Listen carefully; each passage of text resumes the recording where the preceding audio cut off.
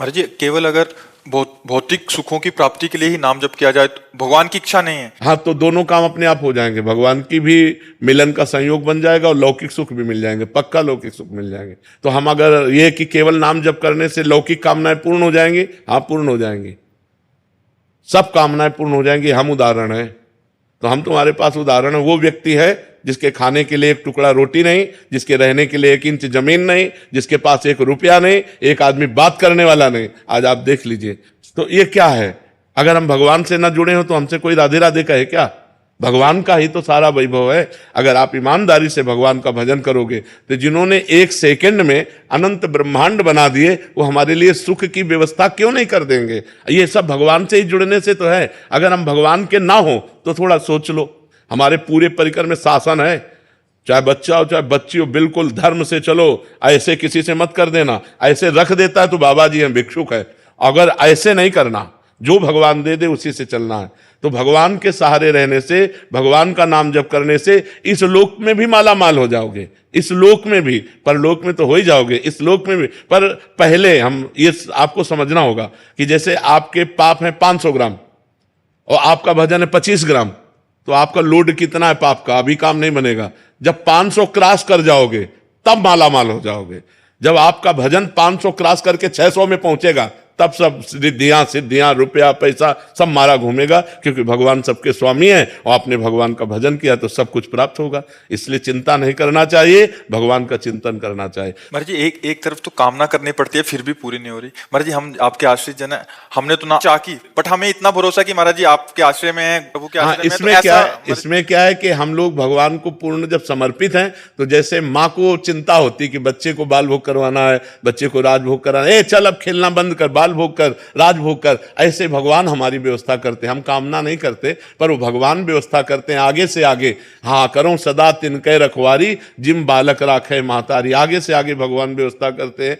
बिल्कुल निश्चिंत हो जाओ, बिल्कुल निर्भय हो जाओ। भगवान तुम्हें बहुत प्यार करते हैं, पर बस भगवान का भजन करो। तब भजन नहीं करोगे तो समझ नहीं पाओगे, भगवान के प्यार को नहीं समझ। भगवान के बिना शांति नहीं। देखो, जैसे लोग पशुओं को भूंज भूंज के खाते हैं, हम कहते हैं दया करो इन जीवों पर, तुम ऐसा पाप कर रहे हो, तुम्हें भूंज देगा काल। आप शराब मत पियो, बहन बेटियों की तरफ गंदी बातें मत करो, नाम जप करो, परोपकार करो, अभी आनंद आने लगेगा। अब लोग पाप कर्म करते हैं और चाहते सुख है, तो कैसे मिल पाएगा? गंदे आचरण करोगे, पाप कर्म करोगे तो सुख कैसे मिल पाएगा? उर्मिला जी अहमदाबाद से। राधे राधे महाराज जी। महाराज जी, हमें भगवान से सांसारिक सुख मांगने की प्रार्थना करनी चाहिए? जरूर। हम संसार में हैं, अगर हमारे अंदर कोई आकांक्षा है तो अन्य से ना कहकर भगवान से कहना चाहिए। भगवान ने 4 प्रकार के भक्त बताए हैं, आर्त, अर्थार्थी, जिज्ञासु और ज्ञानी।